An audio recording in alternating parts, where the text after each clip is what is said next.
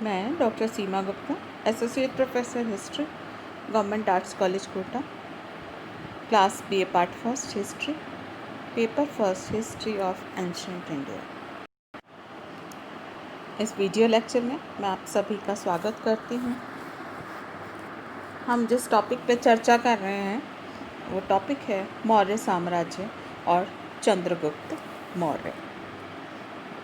अपने पिछले video lecture में मैं आपको बता चुकी हूँ कि मौर्य साम्राज्य किस प्रकार अस्तित्व में आया और मौर्य साम्राज्य का ऐतिहासिक महत्व क्या है।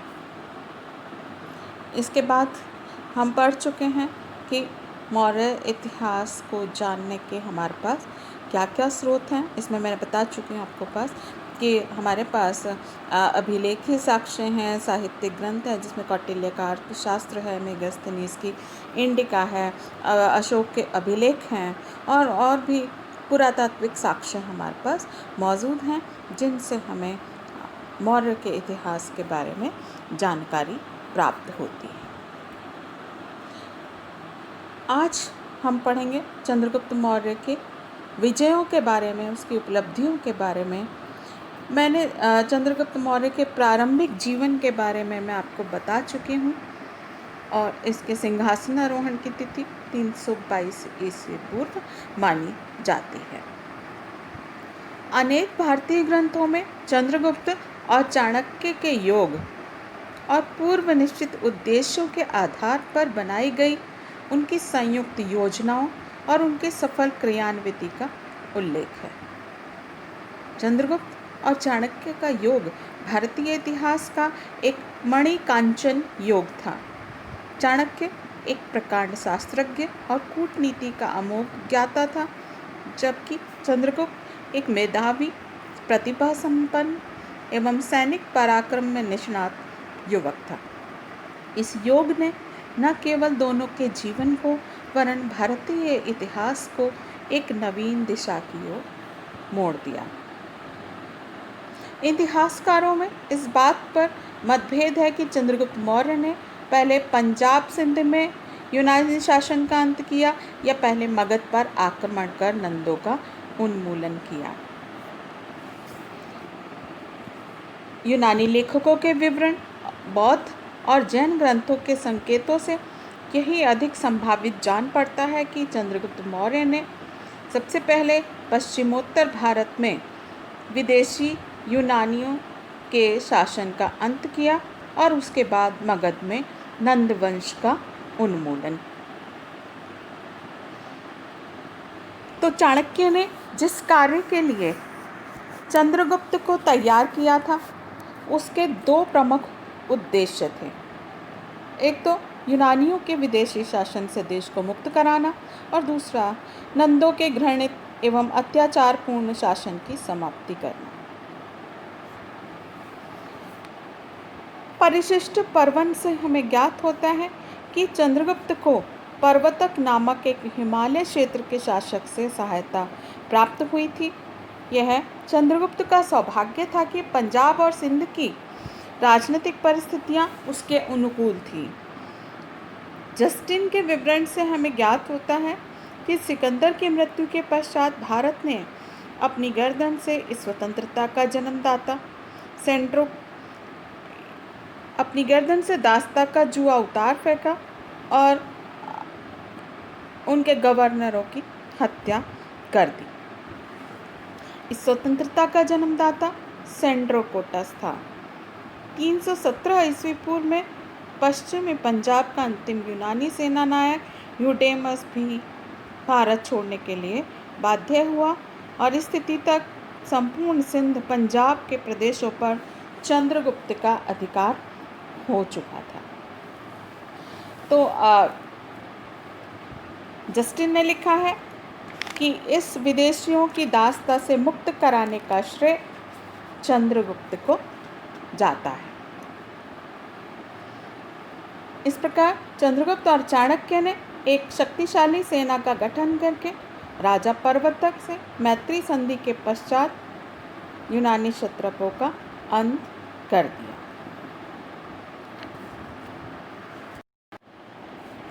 पंजाब और सिंध में यूनानियों के शासन का अंत कर पश्चिमोत्तर भारत पर चंद्रगुप्त मौर्य ने अपना अधिकार स्थापित कर लिया और अब उन्होंने अपना ध्यान इस लक्ष्य के दूसरे भाग को प्राप्त करने की दिशा में केंद्रित किया। ये कार्य था नंद वंश का उन्मूलन और मगध के राज सिंहासन पर अधिकार। भारतीय ग्रंथों में चंद्रगुप्त द्वारा पश्चिमोत्तर भारत से यूनानियों के उन्मूलन की घटना का उल्लेख नहीं है, लेकिन चाणक्य के सहयोग से चंद्रगुप्त द्वारा नंदवंश का विनाश और मगध के सिंहासन पर अधिकार का स्पष्ट संकेत अनेक ग्रंथों में दिया गया है। सिंध और पंजाब को आधार बनाकर चंद्रगुप्त ने मगध साम्राज्य की ओर अग्रसर हुआ। मगध में इस समय धनानंद का शासन था। धनानंद ने एक बार चाणक्य को अपमानित किया था, जिससे क्रुद्ध होकर उसने नंदों का समूल नाश करने की प्रतिज्ञा की थी। आंतरिक विद्रोहों एवं कुचक्रों का सहारा लेकर धनानंद को समाप्त करने के प्रयत्न में संभवतया वह 1 या 2 बार असफल भी हुआ, किंतु अंततोगत्वा एक भीषण युद्ध में उसने धनानंद को परास्त करके मगध पर अधिकार कर लिया। धनानंद की अयोग्यता, अपने नागरिकों में उसकी अप्रियता, चाणक्य की कूटनीति और चंद्रगुप्त का रण कौशल नंद वंश के पतन का मुख्य कारण बने। इस तरह चंद्रगुप्त ने मगध को जीतकर पाटलिपुत्र को अपनी राजधानी बनाया। अब आते हैं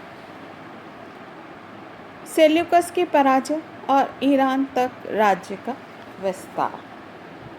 मगध विजय के पश्चात चंद्रगुप्त मौर्य की एक बहुत बड़ी उपलब्धि थी सिकंदर के पूर्वी साम्राज्य के उत्तराधिकारी सेल्यूकस की पराजय एवं मौर्य साम्राज्य का हिंदुकुश पर्वत तक विस्तार।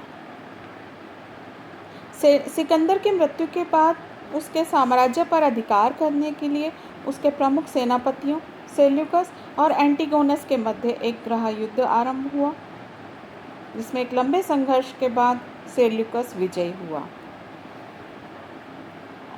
सेल्यूकस ने 306 ईस्वी पूर्व में अपना राज्याभिषेक किया और निकेटर की उपाधि धारण की। उधर चंद्रगुप्त मौर्य नंद राजा को परास्त करने के पश्चात एक छत्र बड़े साम्राज्य का नरेश बन गया, जो नंद साम्राज्य से बहुत बड़ा था। चंद्रगुप्त मौर्य और सेल्यूकस निकेटर की सीमाएं अब एक दूसरे से टकरा रही थी, क्योंकि सेल्यूकस निकेटर एशियाई यूनानी साम्राज्य पर अपनी स्थिति सुदृढ़ कर चुका था। अतः उसने 305 ईस्वी पूर्व के लगभग पूर्व की ओर अग्रसर होते हुए भारत के उस भाग पर पुनः आधिपत्य की योजना बनाई जिस भाग पर सिकंदर शाह जीत चुका था। तो वह सेल्यूकस जो है वो भारत के यूनानी साम्राज्य को पुनः प्राप्त करने हेतु आगे बढ़ा। 305 ईस्वी पूर्व में सेल्यूकस सिंधु नदी के तट पर जा पहुंचा, जहां चंद्रगुप्त से उसका सामना हुआ। इस युद्ध में सेल्यूकस निकेटर पराजित हुआ और उसने चंद्रगुप्त मौर्य के साथ में संधि कर ली। अब इस संधि की जो शर्तें थी वो क्या थी? पहली शर्त है, सेल्यूकस ने भारत के उत्तर पश्चिम के वे सभी क्षेत्र चंद्रगुप्त को सौंप दिए जिनकी राजधानियां हेरात, कंधार और काबुल थी। संभवतः चंद्रगुप्त को बलूचिस्तान भी प्राप्त हुआ। अतः चंद्रगुप्त को संपूर्ण आधुनिक अफगानिस्तान और बलूचिस्तान प्राप्त हुआ और उसके राज्य की सीमाएं पर्शिया यानी ईरान से मिलने लगी। दूसरी संधि की शर्त थी, सेल्यूकस ने चंद्रगुप्त से वैवाहिक संबंध भी स्थापित किए। यद्यपि यह स्पष्ट नहीं है कि उसने चंद्रगुप्त से अपनी पुत्री का विवाह किया था या किसी अन्य संबंध की संबंधी की पुत्री का। पर अधिकतर विद्वान यही मानते हैं कि सेल्यूकस ने अपनी पुत्री हेलेना का विवाह चंद्रगुप्त के साथ में कर दिया। तीसरा, सेल्यूकस को चंद्रगुप्त ने 500 हाथी उपहार में दिए। और चौथी शर्त थी कि सेल्यूकस ने मेगास्थनीज नामक अपना एक राजदूत चंद्रगुप्त मौर्य के दरबार में भेजा, जिसने भारत पर इंडिका नामक पुस्तक की रचना की। इसकी चंद्रगुप्त के अन्य विजयों में पहले है पश्चिमी भारत की विजय। महाक्षत्रप रुद्रदमन के गिरनार अभिलेख जो 150 ईस्वी का है, इस बात की सूचना मिलती है कि चंद्रगुप्त मौर्य ने पश्चिमी भारत में सौराष्ट्र तक का प्रदेश जीतकर अपने प्रत्यक्ष शासन के अंतर्गत कर लिया था। इस अभिलेख से ज्ञात होता है कि चंद्रगुप्त मौर्य का गवर्नर वैश्य पुष्यगुप्त सौराष्ट्र और मालवा की देखभाल किया करता था। इसके अतिरिक्त सोपारा नामक स्थान पर अशोक का शिलालेख प्राप्त हुआ है। ये तथ्य स्पष्ट करते हैं कि चंद्रगुप्त मौर्य का पश्चिमी भारत पर भी अधिकार रहा होगा। और इसी अभिलेख से ये भी ज्ञात होता है कि इस प्रदेश में पुष्यगुप्त वैश्य ने सुदर्शन झील का निर्माण करवाया था। इसके बाद दक्षिण भारत की विजय। चंद्रगुप्त मौर्य की दक्षिण भारत के विषय में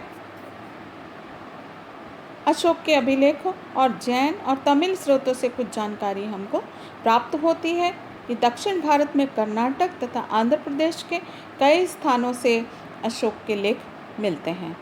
सम्राट अशोक के 13वें शिलालेख से ज्ञात होता है कि दक्षिण में उसने केवल कलिंग विजय की थी। बिंदुसार की विजय अत्यंत संदिग्ध है, तो अतः ये माना जाता है कि चंद्रगुप्त ने ही इस प्रदेश की विजय की होगी। चंद्रगुप्त मौर्य की दक्षिण भारतीय विजय के विषय में जैन स्रोत बताते हैं कि अपनी वृद्धावस्था में चंद्रगुप्त ने जैन मुनि भद्रबाहु की शिष्यता ग्रहण कर ली थी और वो दोनों श्रवणबेलगोला नामक स्थान पर बस गए थे, जो कर्नाटक राज्य में है। वहाँ उसने एक जैन साधु की भांति अनशन करके अपना जीवन त्याग दिया और जहाँ पर जीवन त्यागा था, इस पहाड़ी को चंद्रगिरी नामक पहाड़ी कहा जाता है।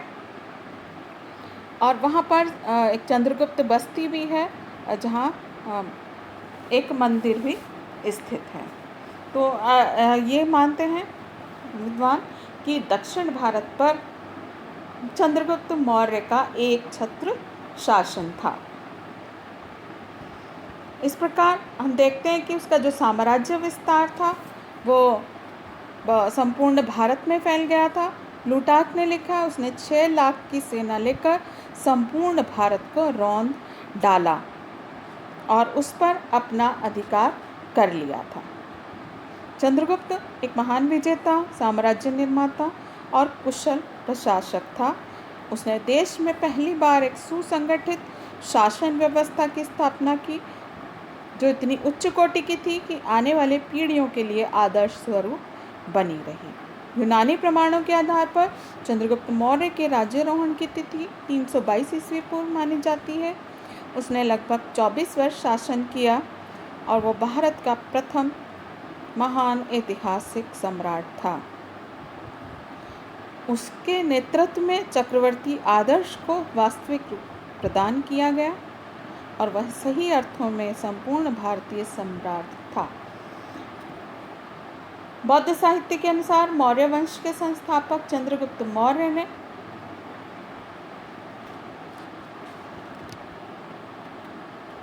298 ईस्वी पूर्व तक शासन किया और फिर उसके बाद उसकी मृत्यु हो गई।